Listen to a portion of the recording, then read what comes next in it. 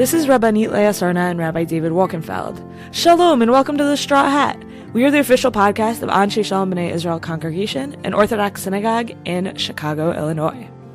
So we're gearing up for Rosh Hashanah here at Anshe Shalom. Yes, we are. It's an all-consuming project, but we do not want to neglect our podcast listeners in these days. So we thought we'd share some thoughts about Tashlich, common ritual for the first day of Rosh Hashanah in the afternoon, although it can be done anytime until Yom Kippur.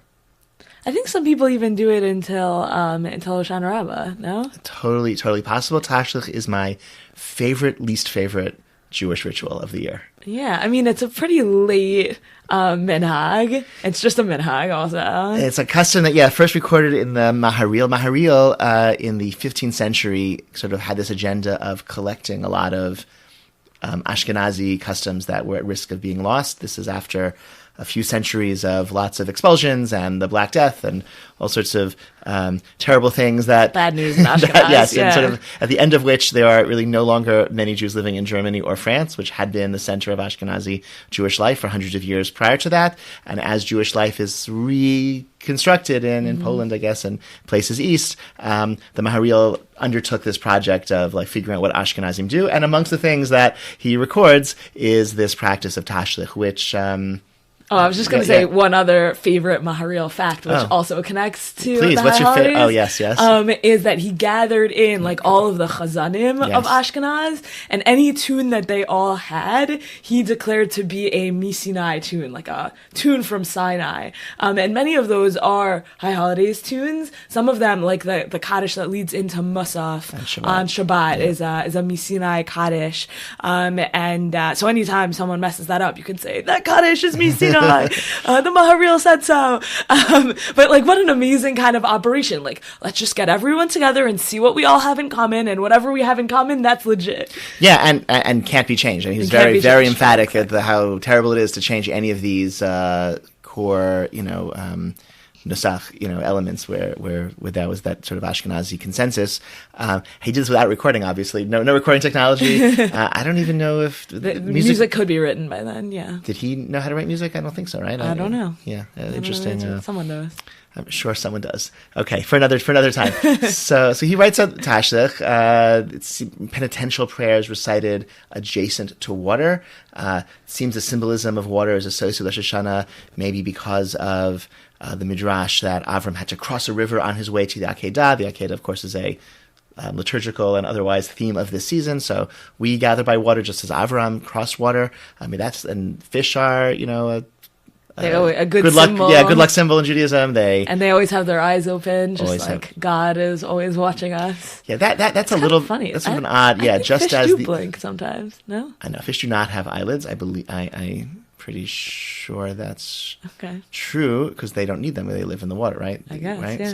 Right. Even so, I still feel like these fish are watching. See these fish watching you and think of the unblinking eye of God. I don't know.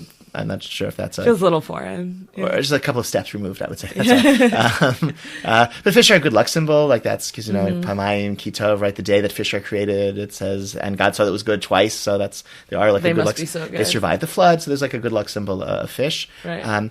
It seems that only much later the custom evolved in some communities that people throw crumbs into the water as a shaking off of, casting off of sins, and this. Aroused a lot of controversy for two reasons. One, I think the most important one is you might think that it works. Yeah. Okay. Right? You might think, I'm casting away my sins, and now I'm done. And actually, as a metaphor, for how sins could be cast away if one chooses to do so, that's very nice. But if you think that it works and is effective, I think that could be really problematic. The other objection is it's forbidden on Yontif or Shabbat, for that matter, to feed animals that don't belong to you. They're animals are machta.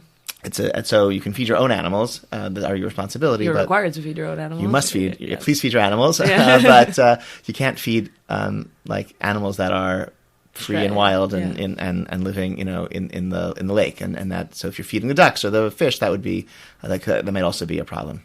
and then the thing that you're using to feed them with is in and of itself muktzah, because it has no Shabbat purpose. Right. So to walk on Yom Tov with, right, you are allowed to carry on Yom Tov, but you can't carry things that have no Yom Tov purpose on Yom Tov, because they're muktzah, and the laws of muktzah are even stricter on Yom Tov than they are on Shabbat. So things that have no Yom Tov purpose should not be moved on Yom Tov.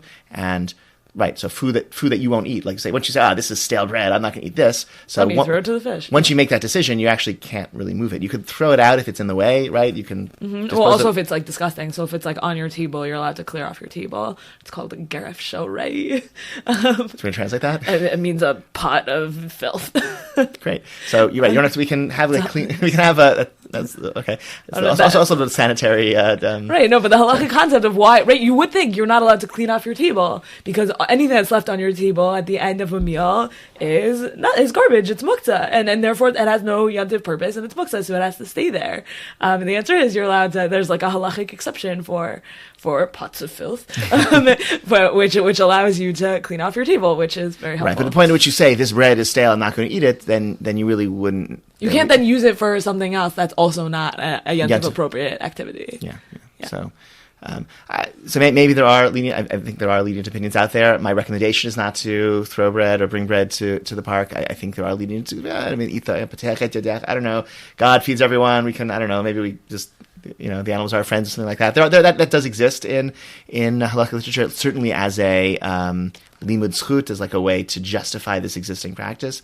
I think you find people saying that, but my recommendation, for anyone who cares, is not to throw bread crumbs on Yom Tov. Right? If you want to throw bread, maybe do it during the week. So we can do Tashlich during the week, then you can feed the animals. Totally. I think the other hesitation, growing up in the community that I grew up in, Tashlich was like a big social time, and I actually think that also a little bit undermines the idea of it.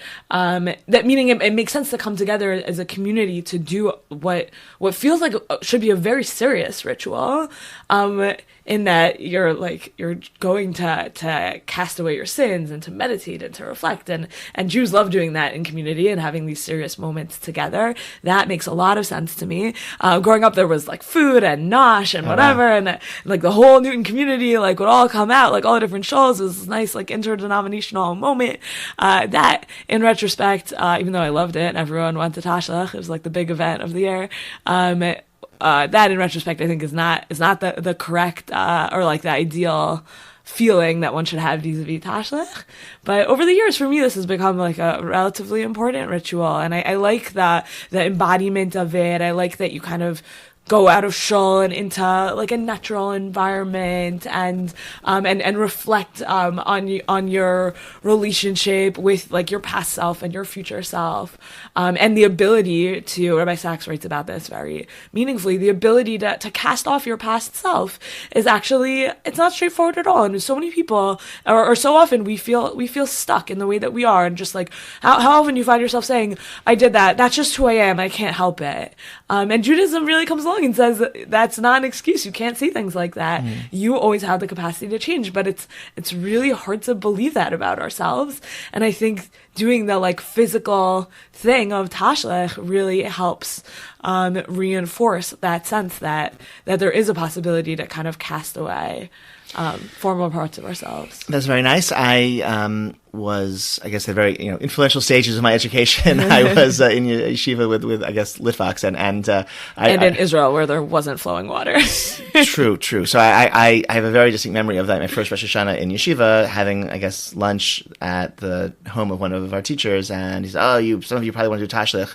So he went to the kitchen, turned on the sink, and then told us to go stand outside by the drain. The drain, like the sewer, like manhole, where like, I guess in a few minutes there would be flowing water from his sink drain, and you could say Tashlich there, and that was not very appealing. I don't think I've said Tashlich since then. It's been like 20 years, and it's sort of hard to kind of get back into it after that. And again, very much influenced by that trend, like Vilna Gaon, et cetera, that the people who were really worried that you might think that it's as easy as casting crumbs into the water. Not that that's a metaphor or inspiration for the ability to cast away sins, but that one has actually accomplished something by doing that. I do, though. I also think, however, do you do kaparo? Like, isn't that a kind of similar? It is very similar. I think actually there's a lot of like common origins of the two rituals. Kaparot is a ritual done on the day before Yom Kippur, where people swing chickens or money, ideally money, around their heads and say, "This instead of me." That's the message, and then you give either the chicken or the money to charity. Yeah. So look, I think it's sort of hard to get it.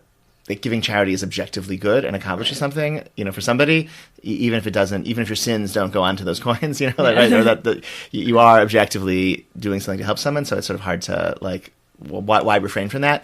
I like the social aspect that is a Rosh Hashanah, tradition as well. It goes back to Tanakh and Nehemiah, right? Right. What did he say? Like, go out. He says, go out, give gifts to your friends, and have meals together, right? Yeah, make sure everyone's fed. Make sure you're there is like that social cohesion, Mishlach Manot, literally Mishlach Manot aspect of Rosh Hashanah. That I think there's something nice about the community coming together in a friendly, sort of jovial kind of way. Certainly different congregations meeting and in a friendly, jovial way outside. Something very nice. And and that, I think I spoke about this before, like that's also one of my very powerful childhood Rosh Hashanah memories, just seeing there's so many Jewish people, all these people in suits, like everyone, walking out, it's a really like that Jewish presence, and so you don't necessarily have that necessarily other times of the year here, and something really nice to see, like to walk the streets of our neighborhood on Rosh Hashanah and see so many thousands of Jews celebrating the holiday, I think is really powerful and a really positive thing.